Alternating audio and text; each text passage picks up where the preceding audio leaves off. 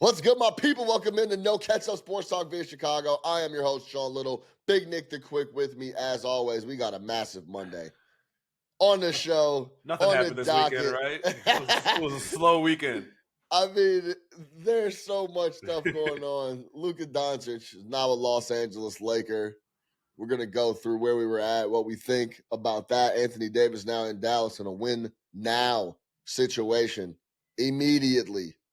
Dallas Mavericks, very interesting squad. We'll jump in and we'll talk about that, their impact in the West. DeAaron Fox packs his bags. He's going to San Antonio to play with Victor Wembanyama, where that was his number one destination.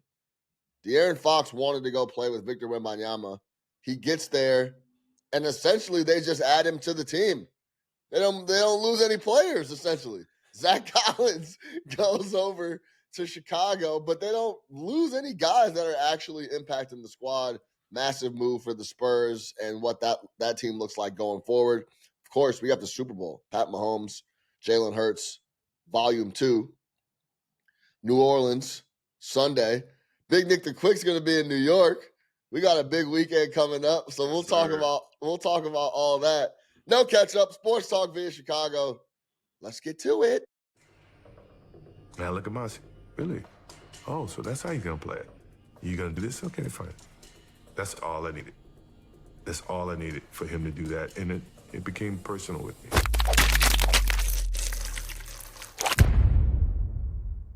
Big Nick the Quick, what's happening? How we feeling? Man, I'm feeling great.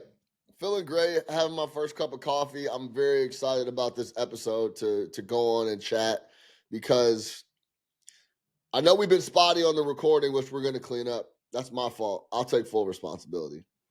But we talk maybe 2 to 3 times a day about everything that's going on with everything. Sometimes it's just not recorded. It's not like this is not the only time we speak when we record this.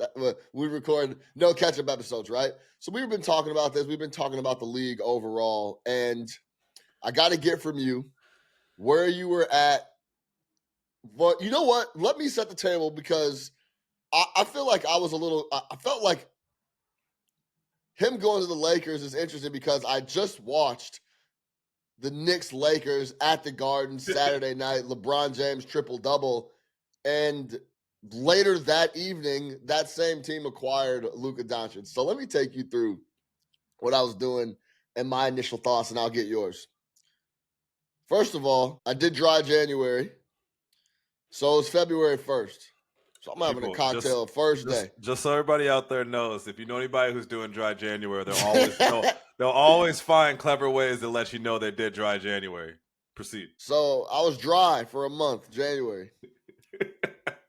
Now it's February 1st. I'm like, I'm gonna have a cocktail. I would like one. It's fine. It's everything in doses. You're all good. But I had to do some work, and I was gonna go watch Lakers, Knicks, and I was chilling. LeBron put on an absolute fucking show. This dude is unbelievable. Any way you want it. One-legged threes, baseline punches on Josh Hart. Now I'm here, now I'm not. Got people involved. Triple-double. I've now seen LeBron James drop 2. Nick, this is kind of insane. I've now seen LeBron James drop 3 triple-doubles at MSG. 1 with the Cavs and 2 with the Lakers. I want to say he has 4 total triple-doubles at the Garden. I've been lucky and fortunate enough to see 3 of the 4, which is insane. So if he comes back, is it worth a sprinkle? The LeBron triple-double. I mean, it's going to be an insane number that you would never pay for a triple-double, but yeah. He goes crazy at the Garden. He always does. Yeah, he always does. He loves it. Will you do this could be his last trip. Do me a favor and look up how many triple-doubles he has at MSG while I go through this. But yes, I was fortunate enough to watch LeBron go crazy at the Garden. Him and Austin Reeves ran a 2-man game the entire second half, and it was killing the Knicks. They had no answer for Austin Reeves and LeBron James in the second half. Rui Hachimura went crazy in the first half. He had like 15 points in the first 10 minutes of gameplay. So bad game for Brunson, bad game for Cat. But I was like, man, I can't believe how much, when he really wants to, how much LeBron James has in the tank. It's unbelievable. Game ends. You know I'm not enjoying myself on work property, so I'm like, I'm going to have my first cocktail after. So we go out to a little cocktail bar, me, a couple people, and this guy, the spot that we're at, doesn't have any reception. Some like New York spot in the basement. So I don't have any no phone reception. This guy comes up to our table, and I was wearing my NBA on NBC hat. So he's like, he's like, you're a basketball fan? I'm like, yeah, I watch hoops, you know, like I don't know this dude, so I'm kind of already skeptical. The internet has me really skeptical about when random people just come up to me out of nowhere. I'm like, is this dude recording me or like, what are we doing, right? But he goes, are you a basketball fan? And I'm like, yeah, what's up type of thing. He goes, Mavs just traded Luka to the Lakers for AD. And I'm like, please, sir, back away from my table. I'm really trying to enjoy myself. Like, I'm not, like, I don't need any bullshit right now. You know what I mean? Like, stop with this type of thing. And I'm dead ass. That's what I said. Like, yo, like, come on, bro. Like, no, it didn't. Please step away from the table. He's like, no, man, I'm serious. Shams just tweeted it. It's real. So, of course, I try to start getting on the phone and go through different things, whatever. I end up getting on the Wi-Fi to the place to check and confirm. It's confirmed. I'm with a couple dudes from the league. I don't want to put anybody's name in the street, but they were shocked. I was shocked. We were talking about it, and it kind of just hijacked the rest of the night. Like, that was all we talked about for the rest of the night. So that was my experience. Where were you when Luka Doncic got traded? I was on the Lower East Side of Manhattan drinking a martini, and I thought this dude was bullshitting. So yeah, I was in the. Where were you at? Talk to me. Tell me what happened when you heard the Luka news. I was on the Lower East Side of my basement, so not quite as trendy a spot as you, but yeah. So everybody in my house has been sick all week, so it's been like an infirmary over here. So my girl was upstairs. She wasn't leaving the room. I pretty much said, y'all have to stay away from me. I'm going to New York next week. Right. I cannot. Sick, under any, like, I literally stayed away from everybody. I was like, under any circumstances, I cannot be sick for this trip. So like, everybody's got to stay away from me or whatever. So pretty much the whole weekend for me was just watching basketball. It ended up being great. I was traveling all week last week. I know I'm coming up to New York this week. So I didn't mind a quiet, we didn't have volleyball. It was just a quiet weekend of not a lot to do. So I'm actually, believe it or not, watching Suns Trailblazers in the basement on one TV, and on the other TV I'm playing Madden. So I mean, I was just in my element. Phone buzzes. I think it's the group chat, which would have been late considering, except for maybe from you. Everybody else, they have kids. I think they're pretty much done early. I'm thinking it's you saying some shit. I look at it, and it's a Bleacher Report notification, right? Which Bleacher Report is always on it. Like, they get it. If Shams tweets it, they're gonna put it out right away, right? It said Luka Doncic has been traded to the Lakers for Anthony Davis. And I'm like, what? And when they spelled out Luka Doncic, they spelled it with, like, you know, the squiggly line over the C and the thing over the I. So like, when I first saw it, I'm like, oh, this must be some random European dude on the Mavs that I don't know about. Wow, how'd they get AD for that, right? Like, not even thinking, that's how foreign the concept of Luka Doncic being traded on a Saturday night was. I'm like, this must be some other guy, you know, kind of like, who was the dude on the Heat? Novak Jokic, you know, like not Jokovic, but he's Jokic, you know, no bar Jokic, something like that. Someone is working the Saturday night shift, some like 16-year-old, 18-year-olds, and they messed up the person that got moved. Yeah, exactly. And this can't be correct. Like when they asked Booker about it, he's like, Garza? Like, no one was thinking Luka Doncic, you know what I'm saying? Is that like, what Booker said? Yeah. He's like, I'm thinking Garza? Like, yeah. So, because that's just how foreign, that's how foreign the concept of it happening was. So then I'm like, okay. So I hop on Twitter and Shams tweets it. So I write in our group chat with me and you and a couple other guys. I'm like, whoa. No one says, and I think Eder goes, what? I go, Luka just traded to the Lakers for Ant Davis, right? Then like the next 10 minutes, and this is probably what you missed due to being in no reception, the next 10 minutes was everybody frantically hopping on Twitter trying to find someone else to confirm this story, right? I had ESPN on. It wasn't on the ticker. It wasn't on ESPN.com. ESPN did post it to their Instagram, right? But that was it. And normally when this happens, it's on the ticker, right? You go straight to the ticker. Yeah. If it's confirmed on the ticker, no matter what they're showing, I think they were showing a college game. It was like Gonzaga and St. Mary's or something like that. You see it on there, right? It wasn't there. Back to Sham's Twitter. He had retweeted it saying, yes, this is real. I'm like, oh, this is how I know it's bullshit, right? Because, again, number one, the trade happening was crazy. Number B, the return just didn't make sense. You're like, okay, even if he was going to trade, there's no way this is all they got, right? Like, I'm expecting multiple Lakers picks, like something that blows your mind away to reflect trading away a 25-year-old who's a top 3 player in the NBA right now. Yeah. Then next thing you know, it's getting confirmed all over. I forget who had it second that confirmed it. And then from there, man, the floodgates open. It's on ESPN. We're cutting to Stephen A. Smith on the phone. We're cutting to Shams wherever he's at. They're breaking in the game. I'm watching the Suns Trailblazers game. The announcers are talking about it. The game completely goes off the rails. You could tell everybody was done playing at that point in time. All the players had figured out Suns were getting blown out anyways. Yeah. And it was just madness. And then the next 3 hours were just absolute madness of why did this happen? What's happening here? Like, it was crazy, man. Like, it was surreal, to be honest with you. Like, a lot of people liken it to like when Kobe died. I think that's a completely different story, but just things that you weren't expecting to see it at that point in time. You could have given me $1 million and you said, hey, Nick, a superstar got traded. I would have never came up with Luka Doncic at all. Yeah. So that's where I was, and that's how I kind of handled it. And it was crazy. Shout out my guy, Big Waz, who's my homie. He has he was on it right away. Like, this is not new. The Luka the Lakers shit's been floating out there for a minute. I'm like, all right. Well, we're going to get into it because I've talked to a lot of people and got I don't want to call them inside scoops, but like real takes from people that I believe. I don't know if they would like put it out in public, but I was asking around like who we talked about it. I sent you a couple things about what some people said and what their like real opinions are on it. So we'll get into that.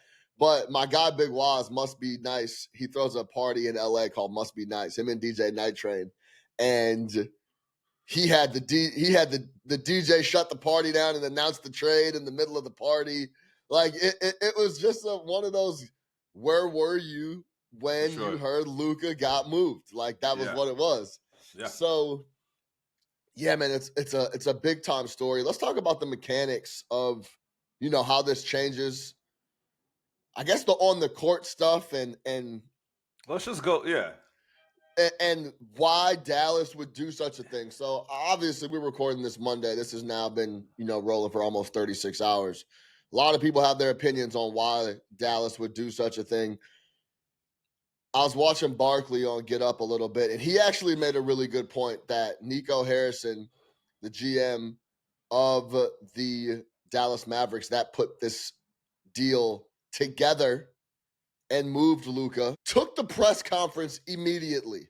Crazy. Not 4 or 5 days later. Crazy. Like not a week later, and then he was down. Happy was glowing almost. Was glowing. That was bizarre. Like, real quick, I know you're gonna get into this, but in the history of bizarre, there's 2 press conferences in NBA history that have now stood out to me. There's that one. And then there's the press conference that the Boston Celtics had after the Udoka situation. As 2 of the most bizarre, on the spot, we need to get the message out, but what the hell are we talking about press conferences I've ever seen in my life? It immediately reminded me of that Celtics post-Udoka press conference when it seemed like a funeral. Do you remember that? It was Brad Stevens and then the owner of the Celtics, and they're acting like their grandma just died, and we were so betrayed. Like, that's what this was, because Jason Kidd is clearly sitting there hostage. Yeah, I don't know why he would sit Jay Kidd there. I think they were trying to show a united front. That was not united. But clearly Jay Kidd was brought in on the situation later than most. Yeah. He's like, wait, he's what? The head coach. So he's like, I'm assuming, it's like, hey, look, we're united. Like, y'all want me to fall on this sword too? Like, nah, if I'm Jay Kidd, I'm like, hell no. Nah. Yeah. This is going to cost me my job. United, right? Yeah. And we'll see what happens, but yeah, that was odd. But bizarre. I do gotta give him the nod for even doing it so quickly. Sure. Yeah. The Chicago Bears might have waited till training camp.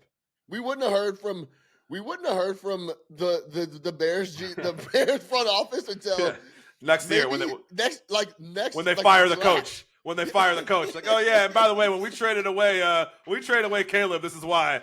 As we're firing Ben Johnson, they certainly wouldn't have held a press conference to explain to you the thinking. I'll give him that. He went up there and took all the questions, took all the fire. Clearly, the fans were upset. I thought it was crazy that within the next day you have this press conference. I mean, J-Kidd is in practice warm-ups. Yeah, backwards hat. It was the whole thing. Jason, we need you. He's like, what? And J-Kidd does wear the backwards hat all the time. But all the time. There was a lot of really interesting things that he said, and I'm going to pull up a couple of these quotes from the presser. But Harrison basically said, this is a win-now move for us. We think we have a better chance moving Luka now. This is a 2 to 3 year window. I'm not worried about 10 years down the road because I'm probably not going to be here. And he looked at J-Kidd and said, yeah, we're probably not going to be here.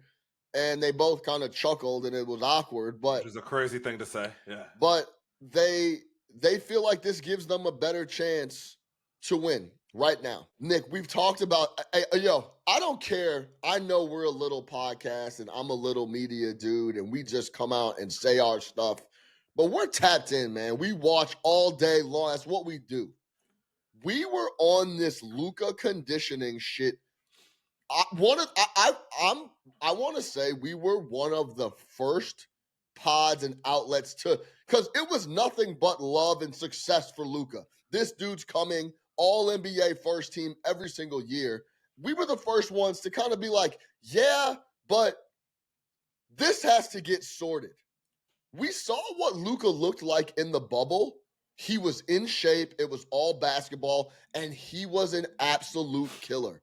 That's when I really was like, wow, this kid is different because he's going at Kawhi Leonard. Number one, he's not scared. The moment's not too big. He's on the block moving Kawhi Leonard around, which no one on planet Earth to that time was doing, and the kid is 22. He's like 21 years old, and he was banging with Kawhi. I'm like, okay, this kid is different. He was in tip-top shape. That was the first real step-back dagger. They lost that series, but the only thing you remember is that performance from Luka Doncic. That's how special it was. From then on, he's been phenomenal.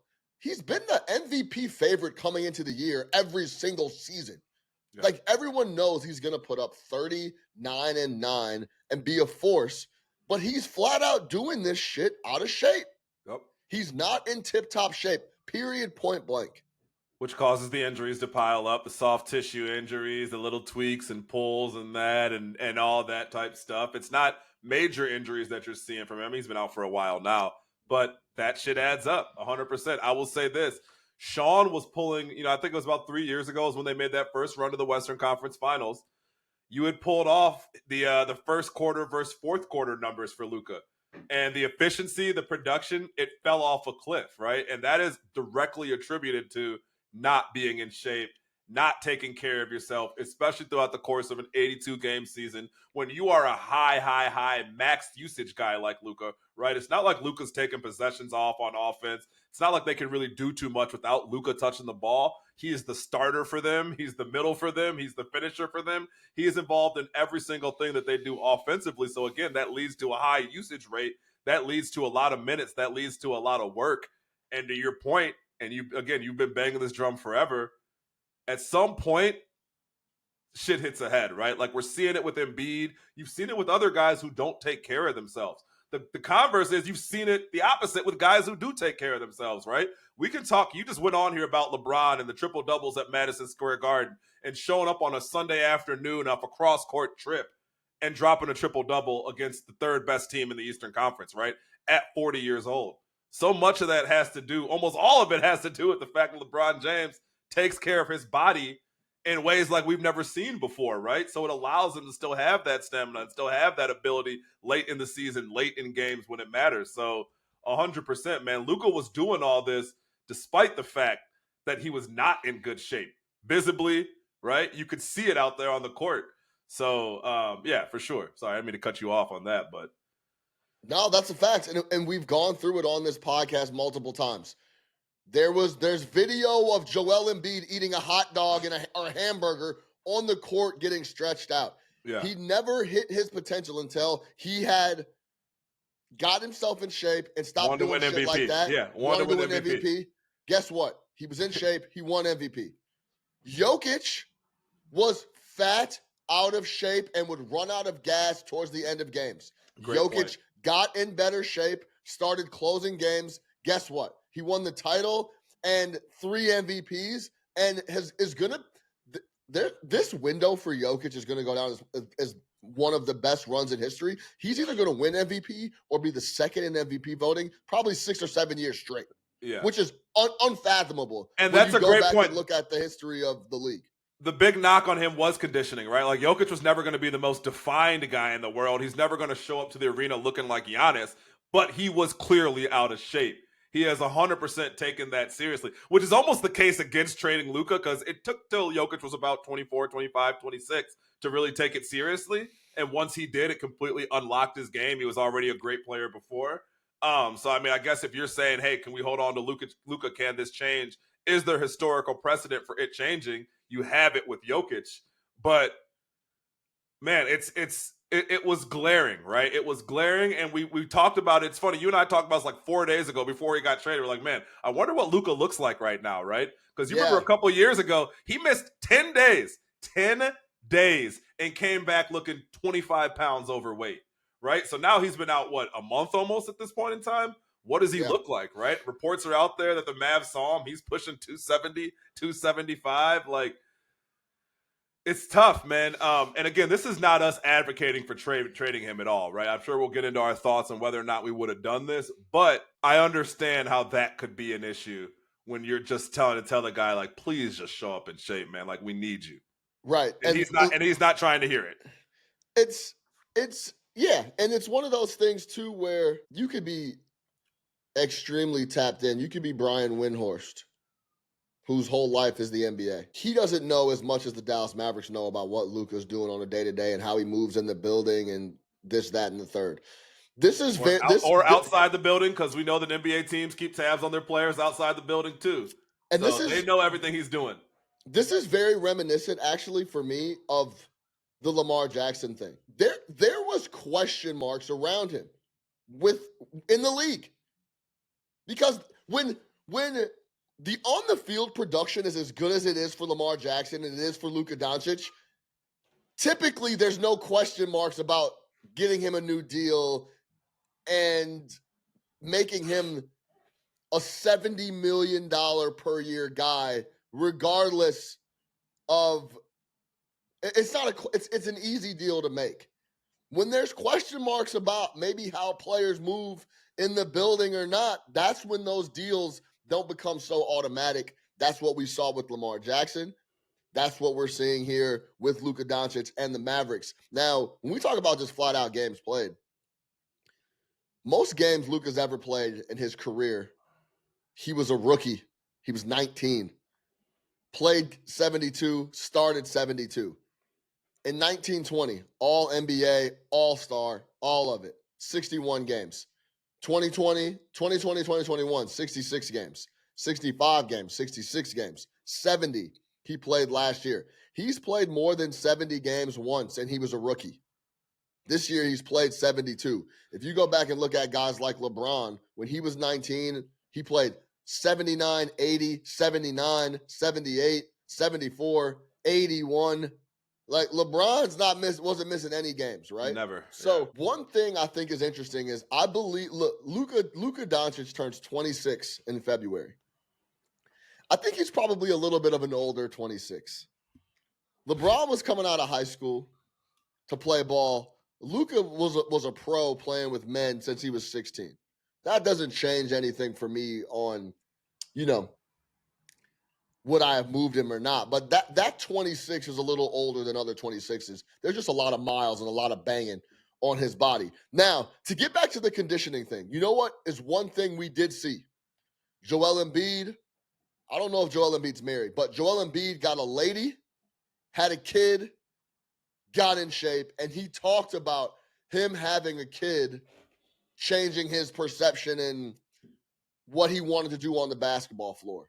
Jokic had a kid, locked in, all hoops, all the time, MVP champion. Luka just had a daughter a couple years ago. He's now 26. The Mavs flat out are betting that he's not going to take this shit seriously and get in shape and be ready to win, and they can't trust him. That's why they let him go. The Lakers are betting on he can. Nick, do you think this is the final stage for Luka to get paid, show up, and start essentially acting like Kobe Bryant, just a fanatical basketball guy, when he hasn't shown that his entire career? He's going to be around the blueprint for the very least the rest of this season, right? At the very least, he will be around the blueprint for where you want to be for the rest of this season, right? And I don't know if LeBron is a, hey, come under my wing type guy, but just watch how he moves. Watch how he handles himself. Watch how he prepares, right? This is a guy who has let's be honest. LeBron hasn't had a reason to do it like this in 10 years, right? He could have stopped playing basketball 10 years ago when we were like, man, what a great career. He's one of the best basketball players ever, right? He does this because he wants to. He does this because this is what he's trying to do to prepare for a game. It's going to be right there in front of him, right? And LeBron still has a good time. We know Bron goes out. He sips wine courtside. He runs downstairs the escalator, to stay away from the Johns when they coming at him at the club. So LeBron is out there. He's having a good time. He's living a great life. But when it's time to work on basketball and everything that goes into being an NBA player, a high-level championship NBA player, he's doing it. So if you're Luka and you feel slighted in any type of way about what just happened, right, then yeah, you look right there and you watch what LeBron does. All right, man. And it's not like Luka doesn't know, right? He has been around other locked-in guys in his career before, right? He's been around other guys who are probably in the gym and doing all that stuff. But if you really want to see what it looks like when you are the man, just watch LeBron. Say, all right, cool, man. I'm now going to take over the marquee franchise in the NBA, right? That's what this is about ultimately. Whether LeBron's done this year or next year, Luka will be the face of the LA Lakers, right? So it's a great, great situation to be in. So understand what that means if it really matters to you like that, right? If it really matters to you like that, follow the lead. It's right there. It couldn't become any clearer than what it's about to become right now. You are probably already seeing it. I'm sure when you showed up to the facility to meet the Lakers, LeBron was probably already out there getting his stretches in, getting his work in, breaking down films, whatever the hell it is that LeBron does all day. He was probably already doing it. So just start doing it. Or don't. Or don't, right? They're going to pay you regardless. You're going to be a Supermax player. You're going to be the face of the franchise for the Lakers regardless, unless you epically fuck this up. So do it or don't. But as far as motivation, that's with the person, right? Like, I think people can look at situations and say, man, that should motivate him to be like that. Motivation is inside of you, right? Some people just aren't built like that. We talk about this all the time, right? Like, some people don't necessarily have that motivation. You would think your head coach and your co-star and a city turning on you would motivate you to become a better basketball player. But what have we seen Ben Simmons do the past 6 years? Not a damn thing. Just quit. Cower away from it, right? So not everybody is going to be motivated by these things that we think should motivate them. That shit is all about the individual. So it depends on what Luka's all about. With that being said, there's no chance I would have ever traded him.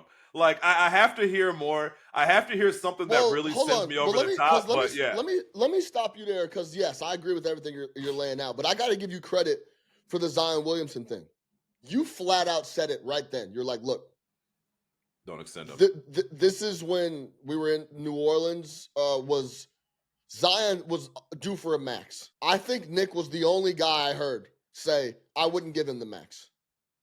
Flat out. They gave them the max anyway.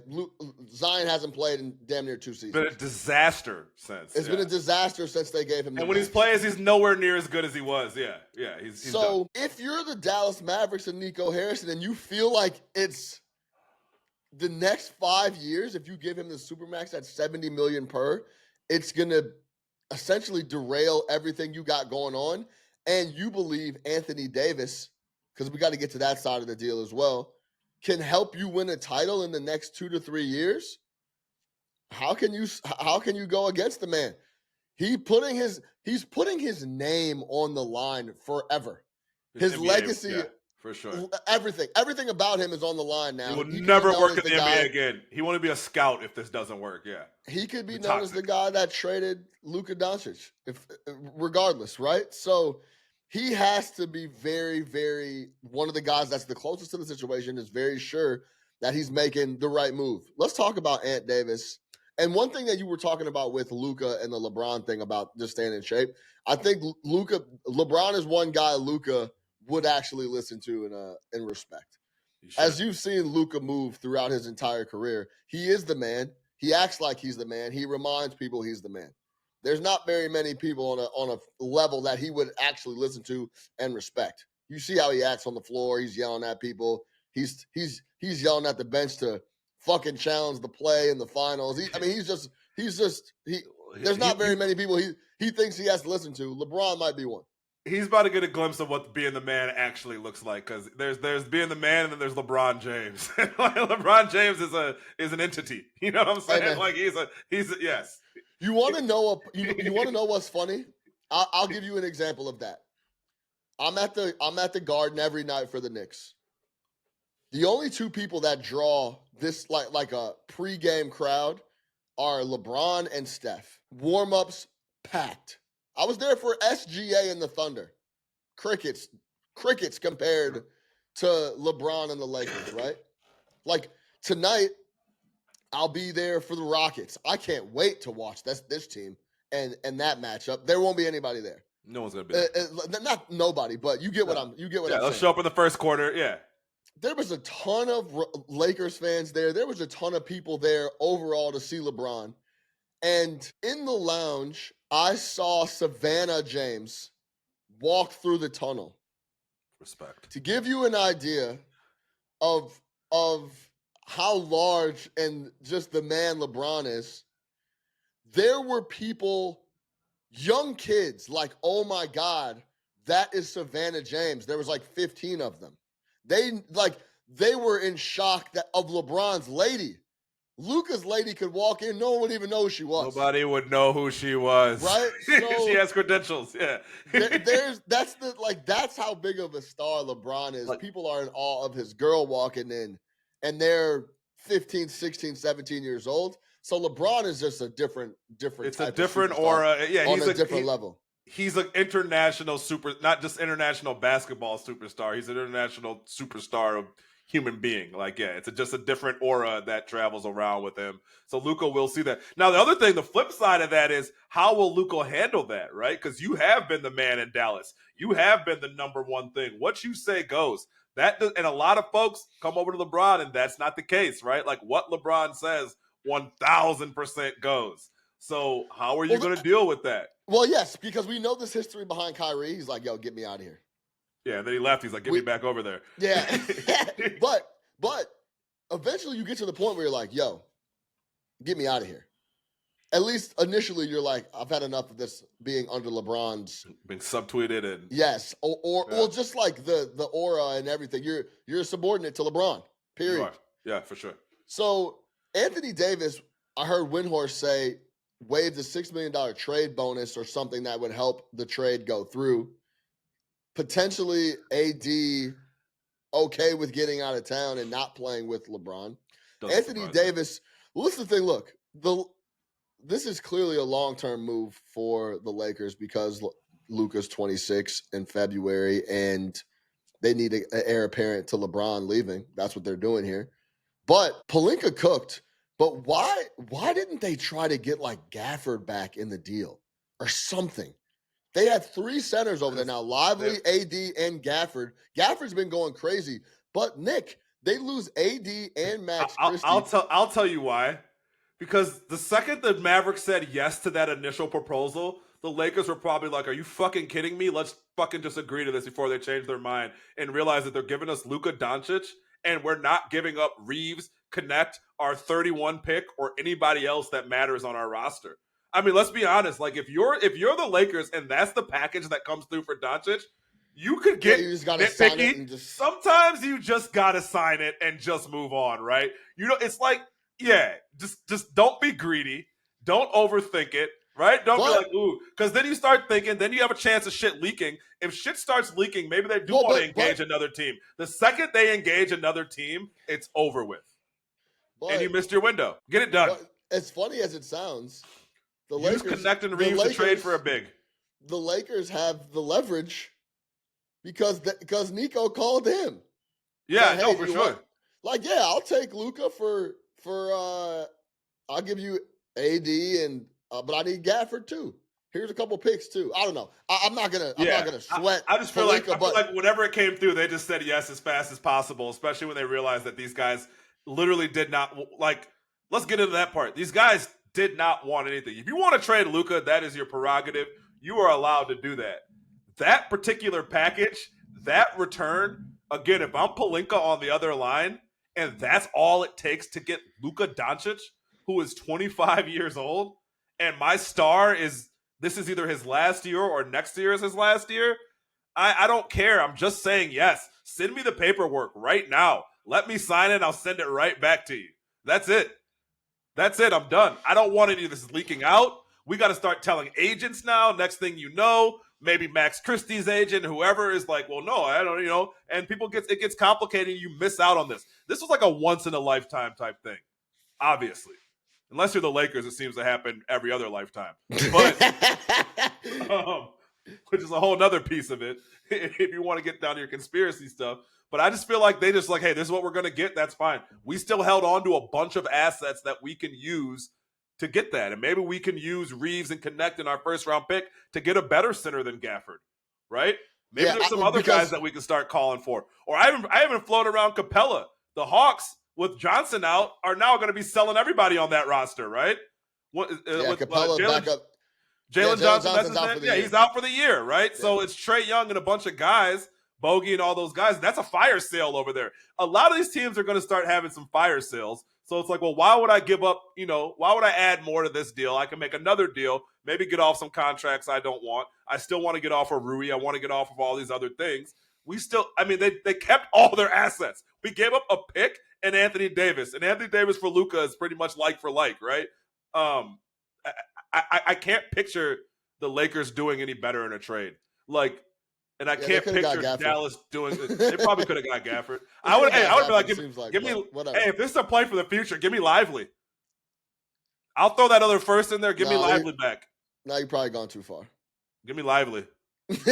Lively would have been a great get, but I would have loved to see. You're building around Luka and Lively and Connect and Reeves and all these guys. But the real question is, why does Dallas not ask for any of those guys back? I will never. I truly don't understand. Reeves, Connect, or a pick, or all three, because the Lakers would have said yes. Your picks, all of it. All the and picks either give me Reeves or Connect. You pick which one. I'll take either or both. Give me both. How were Reeves and Connect still on that roster today, and they traded for Luka Doncic? If you had told me the Lakers are making a move for a superstar, right, I would have assumed 29 and 31 picks are gone, and some combination of Reeves or Connect. Reeves is averaging 19 points a game. You just watched him cook at the Garden yesterday. He is a good player that will 100% help you win games. He's on a decent contract.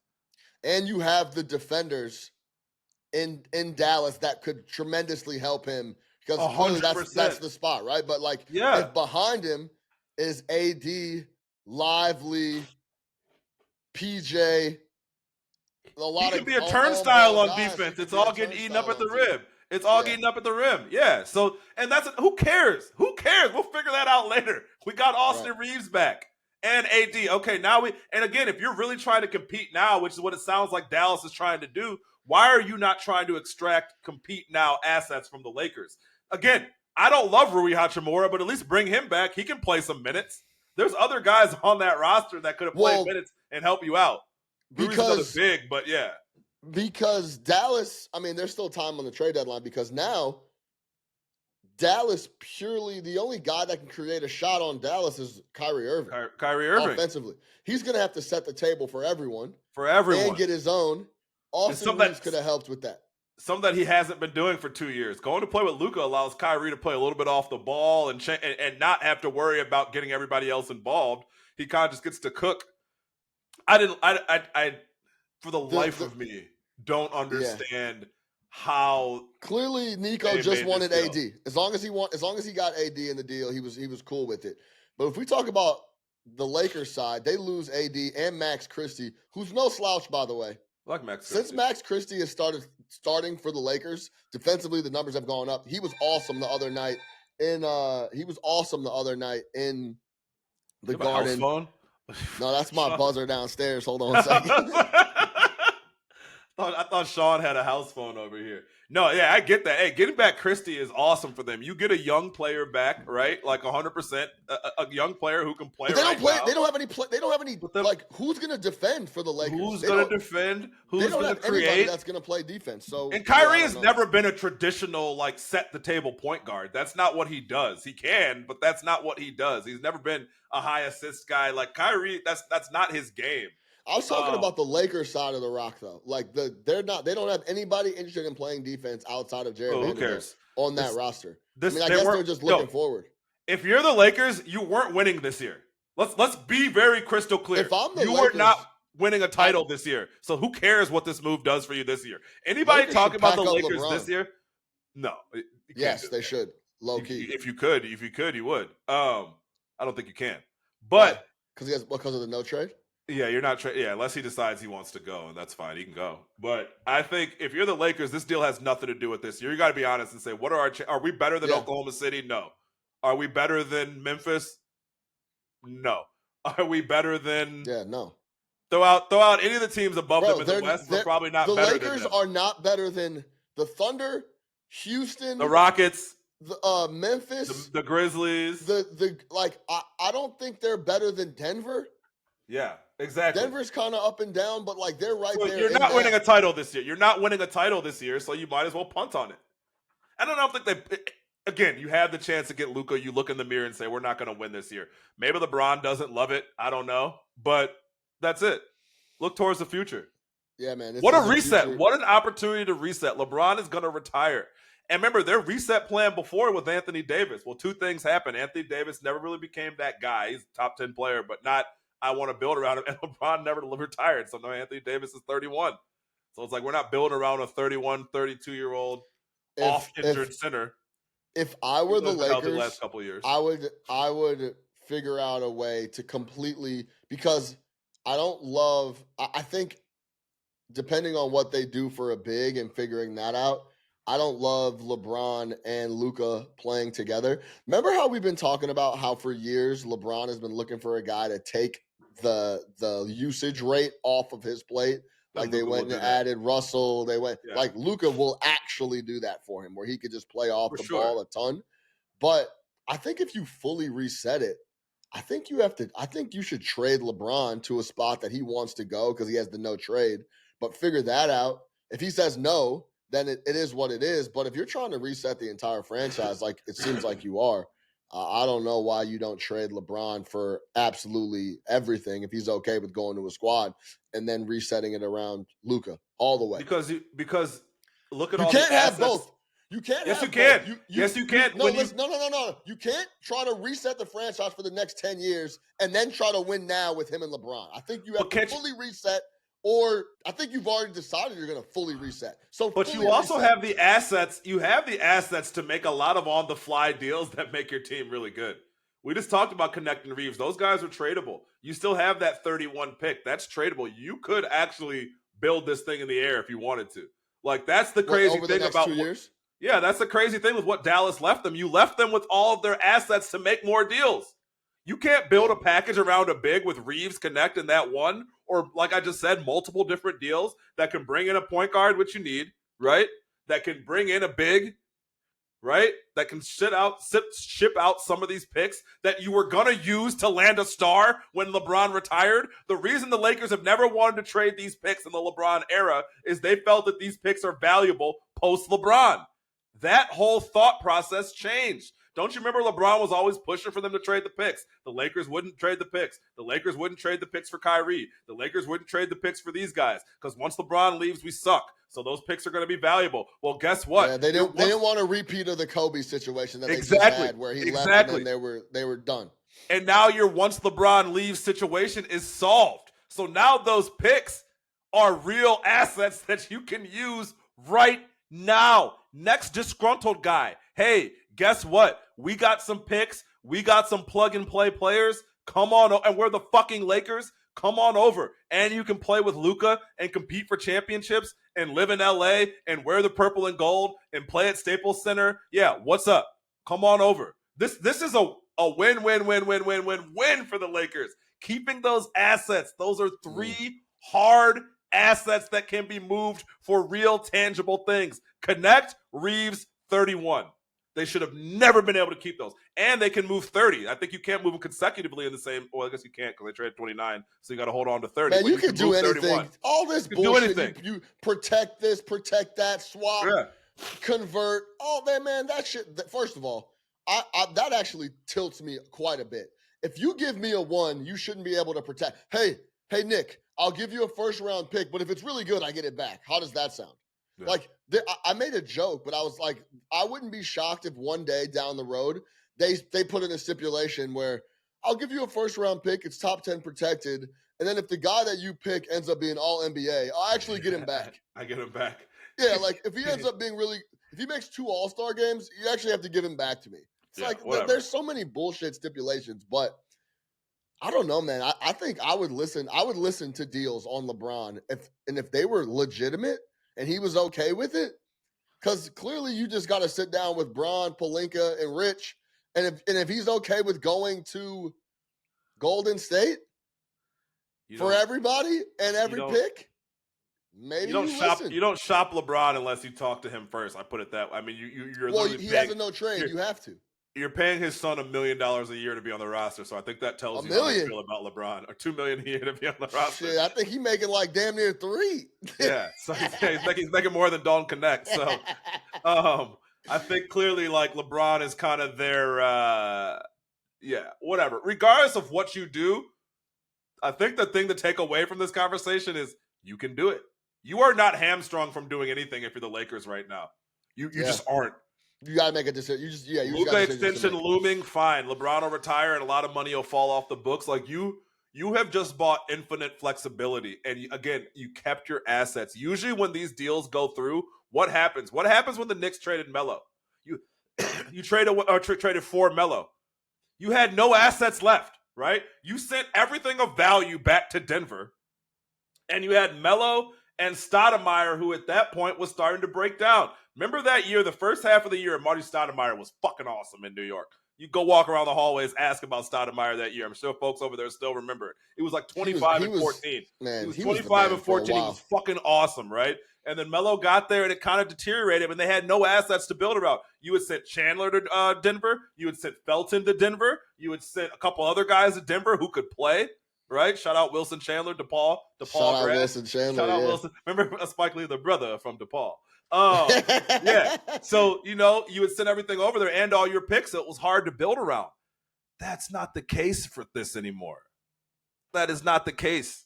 You have all those assets. Like, you have them all. You can still do things. Or you can just let them play on your roster. Dalton Connect and what's-his-face and Reeves fit great with Luka Doncic. Because they fit great with LeBron. Wilson Chandler, Raymond Felton, Danilo Gallinari, Timothy Mozgov, a 2014 first-round pick. Yep. Shout out Mozgov. New York would get, along with Anthony, New York would get Chauncey, Sheldon Williams, Anthony Carter, Ronaldo Balkman. The legend Ronaldo Balkman. Not February to be confused with Rolando Blackman. Yes. February 21st, 2011. I still remember that trade. Shout out Wilson Chandler. Shout out Wilson Chandler. Wilson Chandler was nice. Yeah. So, yeah, man. If you really want to reset, I guess it's all depending on what LeBron thinks and what he wants to do and how many. Maybe this rejuvenates him. He wants to play another 2-3 years now. That guy's not slowing up at all. I'm also not trying to force him out the door. And if you're trying to compete, there's no real basketball reason to send LeBron out. He's still one of the top players in the league. But dude, how well do they play together? Like that? I think you answered the question. LeBron has been looking for someone to relieve some of that pressure. He's 41. It's not fun to play that way. Let Luka take all that off. Stagger some minutes. Throw LeBron back in that point forward role you had him playing with Miami when Dwayne Wade was holding the rock. LeBron is versatile. That's the other thing about LeBron. You can put him in a few different positions. You can play him 1-5. He'll give the rock up if you're worthy of it. And he's fine with it. Yeah, if he's you're fine worthy with of it. the rock. He'll give it up. He has never, at any situation, looked like a tough player to play with. You just got to figure it out. He's also hyper-focused on getting you the ball and making the right play all the time and isn't selfish offensively. So I think you could fit him in there. I think everything is on the table, though. Bring KD to town. Bring KD to town. KD. Yeah. You've always wanted to play with LeBron. Chris Paul, come back us up. Luka, KD, and LeBron, huh? Yeah. You can do it. Man, I don't know, man. I would listen. I'd listen for LeBron. If I'm Pelinka, I would try to put something together. I'm not going to backtrack that statement because I think what you could really get for LeBron as with him right now could really, really set you up for the next 10 years if that's what you're trying to do. So what team does LeBron go to? What team makes sense for LeBron and for that team? Yeah, I don't know. Well, the no trade changes everything. I don't know what he would want to Oklahoma City? Yeah, I mean, that'd be a really interesting play. That'd be great. Go over there. LeBron ain't living in fucking Oklahoma City, though. I can tell you that right now. LeBron fuck around and live in L.A. and play for the Thunder. Hey, what time I gotta be there? In every game type shit. All right. Who is it that's giving the interviews about Kobe and they're like, yeah, you guys, Kobe showed up for games like towards the end of his career. It might have been like Nick Young or somebody. They're talking about playing with Kobe. Like, yo, Kobe was showing up for games. Like that was it. He wasn't in the facility. Practice, he wasn't none of that. None of that shit. At one time, okay, Tuesday, cool. Okay, we can talk about this all night long. So we'll pivot after a solid half an hour more. That was 50 minutes. Yeah, on the. I think we might have to. We could talk about break it up a little two-part. Let's separate the Super Bowl. Yeah. Okay. Let's talk about DeAaron Fox. He goes to the San Antonio Spurs, which I love, man. It's a really good deal for them. And somehow the San Antonio Spurs kept Stephon Castle. They kept Vassell. They kept all their young guys. Yep. They kept everybody.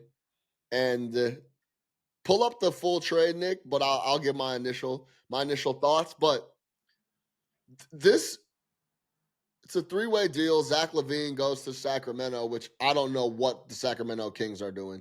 They add DeMar DeRozan, who didn't fit. Fox wanted to get out of there. He then leaves. Zach Lavine and DeMar just played together with the Bulls. It didn't really work out. Sabonis is too nice of a star because he doesn't complain about not making back-to-back All-Star games where he's clearly an All-NBA guy. He doesn't say a peep. They kind of make deals, and he's just too nice of a guy. He doesn't make any noise, so they don't feel like, no one. It's all the Netflix thing. He's a boring guy. He's a nice guy, right? So they now have Lavine, DeMar, and Malik Monk. 21, 15, and 7 on 61% shooting and doesn't make the All-Star game. 2 years in a row. He led the league in rebounds last year. He didn't make the All-Star team. He was an All-NBA guy that didn't make the All-Star team last year. Yeah. So whatever, say what you want about that, but Domantas Sabonis is definitely an All-Star. He's an All-NBA guy. They now have DeMar, Zach Lavine, and Malik Monk all in the same backcourt. I don't understand. Remember, we still only play with one basketball. I really don't understand what the Kings are doing. One of the replies to the tweet that announced the trade is like, "Oh, now we get to see what Zach Lavine and DeMar DeRozan look like together." Yeah, exactly. We've seen that. It was widely reported in Chicago that they don't get along on the floor just because of style, and it just didn't work. I'll give you the trade. So the Spurs get De'Aaron Fox and Jordan McLaughlin. Kings get Zach Lavine, Sadeh Sissoko, 3 first-round picks, Charlotte's 2025, San Antonio's 2027, and Minnesota's 2031. And then 3 second-round picks. The Bulls love to give up second-round picks. 2025 Chicago, 2028 Denver, and 2028 they get their own pick back. I didn't even realize the Bulls have given up a second-round pick. I have never seen a franchise more obsessed with throwing twos into trades for no reason.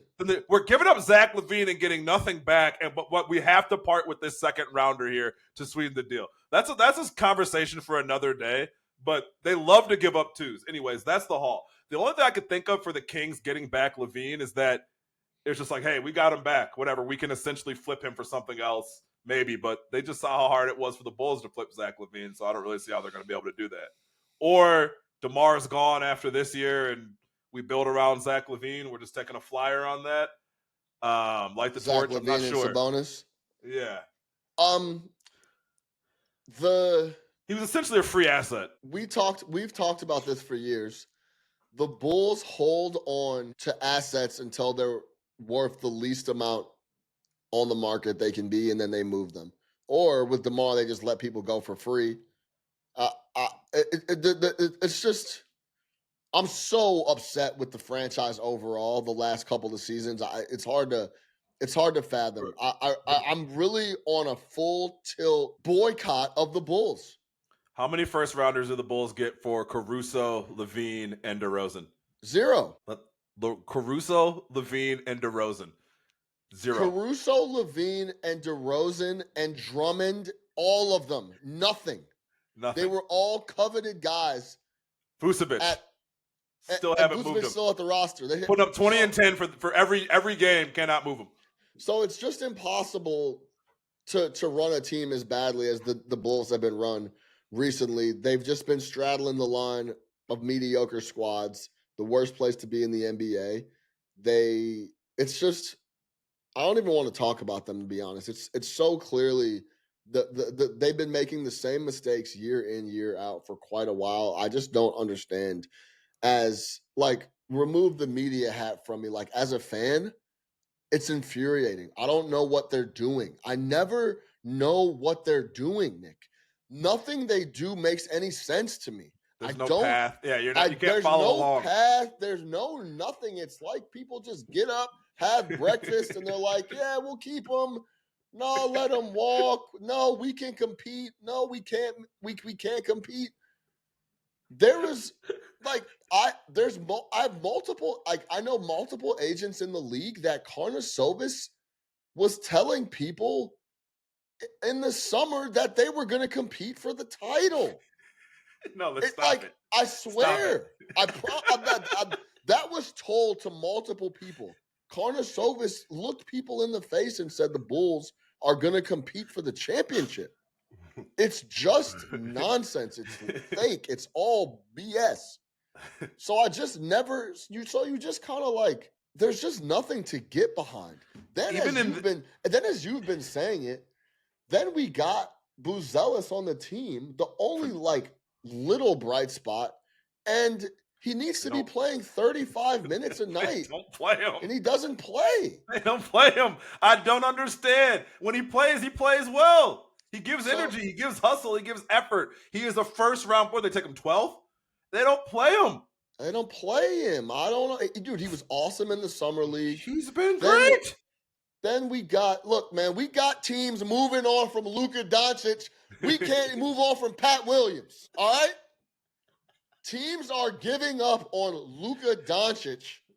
We refuse to move Pat Vucevic, play the guy we drafted top 15. I heard someone say the Bulls are scared of a Lauri Markkanen repeat situation with Pat Williams. People, were you watching Lauri Markkanen and have you watched Pat Williams? These are not the same player. Lauri Markkanen's second year in the league, he averaged 18 a game and was on his way to being a bona fide good NBA player. You could see what he does on a court. A lot of it was just Boylen not knowing how to use him. But he was never at Pat Williams' level of offensive. Shout out Jim Boylen. Shout out Jim Boylen. Yo, got an extension. Got an extension. Hey, Bulls across the chest. There is no Pat Williams. You could trade him to Golden State. He's not going to become Lauri Markkanen. There's no situation in which that happens. So stop all that. But I'm sorry. I'll let you continue because this is great. Just as a fan, man, it's just really infuriating, and I don't know. They're going to compete for a title. You haven't told me that yet. Yeah, that's amazing. A fact. I'll send you the conversation. Look the people in the face. And, yeah, we're going to compete for the title. Do you remember there was a window preseason? I didn't understand where Bulls fans were like, "Don't sleep on the Bulls. We're not getting any respect. They could compete, man." Cut it out, brother. Just have some direction. Figure it out. And we say this as Bulls fans. Well, let's keep it real. I love going to the United Center. I still go to several Bulls games. We obviously know some people in the organization. Like, shout out the Bulls, man. But it's depressing. It is. And I'll take this back. I'll give you, this is two different things Sean's been on. Sean was on the Luka thing. You can go back to our episodes maybe 7 years ago. You have been on this Bulls thing of this is the most rudderless organization in the world. They have been stuck at between 35 and 42 wins for like 8 years now. Like literally for like 8 years have been stuck between 35 and 42 wins with no real direction, embracing mediocrity. When the play-in came, it was like a gift to them. It's like, oh wow, we can get rewarded for mediocrity. The play-in was the worst thing to happen to Bulls fans ever. Because the Bulls look at, oh, that's postseason. Okay, cool. You mean to tell me we can be bad and still make the playoffs? And take another game at the United Center? Because I was at the play-in at the United Center last year. It was rocking. The United Center, listen, I told you about, I went to an Atlanta Hawks game and the energy is dead. You go to the United Center, you work in MSG. Some of these arenas are different. Like our fans show up and the fan blow base is the still, fucking roof off that place. Yeah, man, the fan base is still really, they're hungry for a contender. But it's a contender. Something. Look what we hold on to something. Remember the half a year of DeRozan and Lonzo? Like people still hold on to that. We love a team that didn't win a championship, the D-Rose and Joakim Noah teams. Just give us a team that we can be proud of. But you watch this team, it's like, yeah, they might win a game against a team you didn't expect them to beat, and then they'll get blown out by 40. Every other game is a seesaw. So it's been rudderless forever. You got a whole bunch of pieces. I know you're big on keeping Kobe White. I love the Kobe White contract. I think in most situations you would keep that. They're paying Kobe like 11 or 12 million, which is fleecing the league for Kobe. But at the same time, it's like, well, what do we do? Yeah, I mean, he's still only 25. He's a 2. He could score. I'm not mad at – I'm not saying build around Kobe. Well, eventually he's due for another deal. And then you look back and say, hey, we could have traded Kobe at $11 million and gotten a lot more, and now we got to pay Kobe $30 million a year. And now all of a sudden we don't love Kobe White as much. Right. Same with Ayo. Ayo's making like $6 million a year. Ayo can slide into multiple contenders and play 20 minutes a night. Hey, man, look. Right now – Ayo can go to the Lakers. In the league – the Bulls are looked at as a team that we can call up and get over on. Yeah. Hey, guys, you want this young point guard that we don't want? He doesn't impact winning in the fourth quarter. We'll pack him up for you and we'll give him right to you for a guy that we know. I'm talking about Josh Giddey. Oh, Giddey. I'm talking about Josh Giddey. For the Thunder were like, yo, we can't do. We need to get off of this guy. Who do we could not play in their games that matter? Yeah, let's call the Bulls. They'll give us whatever we need and want. We give them Caruso. They don't give up any picks. A team that is picks are falling out of their pockets. Yeah, they have so many picks they don't know what to do. So it's just a rudderless franchise that has no direction, and all the fans clearly are asking for is direction. And we will support, and year in, year out, the direction is win 40 games and play in the play-in, and that's unacceptable. So that's basically it. Zach Collins, I like, but at the end of the day, you've got 3 bench guys. Yeah. For you just got a bunch of guys that aren't moving the needle as much. Like, why not make San I like Antonio, Trey Jones, too. Trey Jones is fine. He's great. Yeah, wonderful. Who cares? Like, I would have loved to. We need starters. Stephon Castle. Maybe they just weren't going to come off him. They said they weren't giving up Castle on the Fox deal. They certainly weren't giving him up for the Zach Lavine. To get. So, Sohan, figure out something, bro. Yeah, give me Sohan. Give me somebody. Don't lose every deal you're a part of. How about that? Well, and then it's another. Nick. They are the clear loser of every deal they make. Yeah. And it's another deal where not only do you not get any picks back, you send out a 2. Last night I was saying, how come the Bulls couldn't get a 2 back in this deal before I even realized that they sent one out? How do you not get any? So not only do you not get one back, you give up your asset. And I get the Bulls have fucked up the Lavine thing by essentially telegraphing to the entire league over the past 18 months that you're willing to trade him, which is never how you trade a player, right?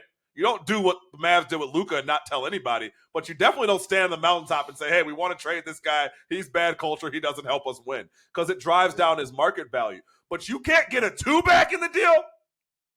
You can't get a 2, a conditional 1, a top 25 protected 1. I don't care what. How are you sending out a pick while also sending out the second best player in the deal? You're sending out the second best player in the deal to a second-round pick. So you ask why Sacramento took him. They're like, fine, we'll take him. Whatever, who cares? We don't have anybody anyways. But we don't get anything back. We get 2 rotation players back. You get 2. You can like Zach Collins all you want. Rotation guy. Right? You can like Trey Jones all you want. Rotation guy. There is no ceiling for Zach Collins or Trey Jones. 0 ceiling. The ceiling is the floor. Right? It's called Michael Jordan.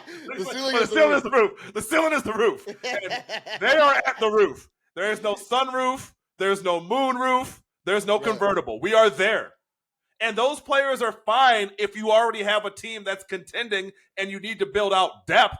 But when you are rudderless, you're just bringing in other guys to come in here and play 15, 20 minutes and not really add anything, and that'll eventually leave. And you probably won't trade them in time. So what are you doing exactly? And you bring them in at positions where you already have players. You have Kobe. You have fucking Io. Why do you want another point guard? You have Vooch. You have Jalen, whatever his name is. You have other guys. Why do you need another big? No, not Dallin Terry. Dallin Terry. Guy sucks too. Yeah. Come on. He sucks. Yeah, so it's just bad. And you're looking at it, just the Bulls went from having a collection of parts that don't fit together to having a collection of parts that don't fit. They just have a bunch of guys over there. And still no draft picks. And we got our pick back. Yeah, a pick that we probably should have never fucking traded. What deal did we sacrifice that pick in? Name one. Yeah, I don't even know what deal we gave up that one in, because that was the DeMar trade. Oh my God. Yeah. They flee. So yeah. For a guy that the Spurs didn't want anymore. And if we were just really, really bad, we could have kept the pick anyway, but they don't want to commit to that either. So we'll attach another, and when we trade Vooch to whoever we trade Vooch to, I guarantee if we have any more seconds to trade, we'll give them up. Don't let there be 3rd round picks. The Bulls will give all those shits up too. Supplemental draft picks, we'll give those up. 2-way contracts, we'll give you that too. What else do you want? Yeah, so I don't know, man. Just they don't have. What can we give you to take our best player? Please. We know you want him. Yeah. How bad do you want him? I'll even give you a 2. Yeah. No, that's give exactly away right. they give away 2nd round picks like free cheese. Yeah. So whatever. That's about the most I want to talk about the Bulls, because it doesn't really seem to change. But overall, the landscape in the NBA is unbelievable. We still got 4 or 5 days before the deadline is even up. I'm sure we'll see some more movement. Still got to see Jimmy move. Still got to see a whole bunch of guys move. Couple guys. Talk about the Jimmy situation. Let's talk about the Jimmy situation really quick, because we'll give it like a quick 15. Because I only got a couple minutes. Okay, yeah, really quick. I'm very disappointed in the Miami Heat and Pat Riley and how they've handled the whole situation. I was waiting to hear where you go on this. There is just flat out ways to go about doing things, and I don't think this is it. They're trying to embarrass Jimmy Butler. They're trying to make him look like a true dickhead, which maybe he is acting like in certain situations with how he's moving around the franchise. I mean, they're leaking shit left and right. But at the end of the day, he came over there and overachieved in every single way and led you guys and really bought into the Heat culture and did what was necessary to get you guys wins and take you places you had no business going. That was all on the back of Jimmy Butler. Fine, you guys can't figure out a contract, but suspending him, taking him out of the starting lineup, trying to embarrass him in front of other people. Like, Pat Riley is bigger and better than that. And if I was Mickey Arison, but look, Pat's running shit, and Mickey is giving. Yeah, I think Mickey is very, very hands off owner. Yeah. Oh yeah, for He's sure. Way off. Well, yeah. bro, Pat doesn't. Pat runs the team. They got titles, and Pat has done everything he said he was going to do. But Mickey Arison wants nothing to do with basketball operations whatsoever. There's no reason to this has to go down. There's no superstar ever has been treated like this. And honestly, man, if you're starting to look around the league, Nick, front offices and owners look like they're trying to take back a lot of the power that these players have had. Luka, you just run around, act like you want. You know what? Go to LA. Jimmy Butler, you act how and just do whatever you want, and we're automatically just going to give you a $50 million extension. You're suspended. What's another example of some guys in the league that it seems like the leverage isn't there, man? They're just starting to pull it back a little bit. That's what it kind of looks like to me, is these owners are kind of like, hey, man, we've let these dudes do and say whatever they want a little. It's gone a little too far. Well, and that's Let's start putting this apron. Let's start putting this apron on the cap. Let's start doing all boys are getting a little crazy. Things. Yeah, this boy's getting. Well, and remember the intended not consequence, but result of the Supermax contracts was to make it so that guys couldn't leave, right? Like, right. Man, it's really going to cost me a lot of money to leave this situation. And what it's actually done is empower these guys to say, hey, look, it's going to cost you a lot of money regardless. I'm going to stay, I'm going to sign, and then I'll still ask to leave after that, right? Or I'll kind of do whatever. 1,000% this Luka Doncic trade, no matter what you think of it, was 1,000% a rebuke of the power that superstars have in the NBA, right? Like, this is the first time since the players have had this much power that we've seen a team trade a player anywhere near this caliber without them knowing it, right? Again, this isn't trading a guy like Zach Lavine or like other good players that we see get moved. This is an upper echelon guy, right? This is a guy who's supposed to be wielding all the power. Seen as untouchable. Yes, this is a guy the franchise is supposed to be bowing down to and talking about how great he is, and everything we do is Luka-centric. And they got sick of him and traded him, which is like what you used to see in the David Stern days of the NBA, right? So, like, I think someone had tweeted all these guys that started, like, Joel Embiid is playing yesterday, and all these other guys like, oh, wait, hold on. Hey, whoa, I'm going to play. I think I'm ready to go, coach. So I think, we are pro player, obviously, on the No Catch Up podcast, but it's very interesting that the owners said enough is enough. And I'm sure quietly you have owners that are pissed off that they didn't get involved in this, but you have some owners who are probably like, hey, good job. Little reminder. Good job. Let's remind them. Of who runs things. Yeah, we can send you where we want to. This isn't like soccer. You don't got to agree to a new contract for us to trade you. If we're done, we're done. And we'll do what we want to do. And we'll send you to LA on a Saturday night while you're rehabbing. We don't give a fuck. If we think it can help us win now, pack your shit up, regardless. If we're done with you, yeah. That's kind of the message. So it's, the Embiid might have been the last guy to snake the big time deal and literally maybe not just kind of do whatever he wants. Yeah. Because it seems like the days of maybe I'll play, maybe I'm not, like they're trying to pull that power back. And this was a big indication. New ownership group in Dallas, a lot of different things kind of saying, hey, enough is enough. Yep. For Big Nick the Quick, we're going to shoot an episode later this week for the Super Bowl because we got to get some bets into and talk through the whole slate and the dynamics with Patrick Mahomes and everything about the Super Bowl is fascinating. Chiefs going for 3 in a row. We'll break it all down later this week before Nick gets out to New York. If you got something you think me and Nick should do, Nick's first time in New York, never been. I got a whole itinerary laid out. As a kid, but yeah. As an adult, first time as an adult. So if there's some things you think Nick should do, holler at us, shoot us the message in the DM. Big Apple Quick, baby. For Big Nick the Quick, I'm your host, Sean Little. No Catch Up Sports Talk via Chicago. Tell a homie to tell a friend to subscribe, leave a 5-star review, and we'll see y'all next time.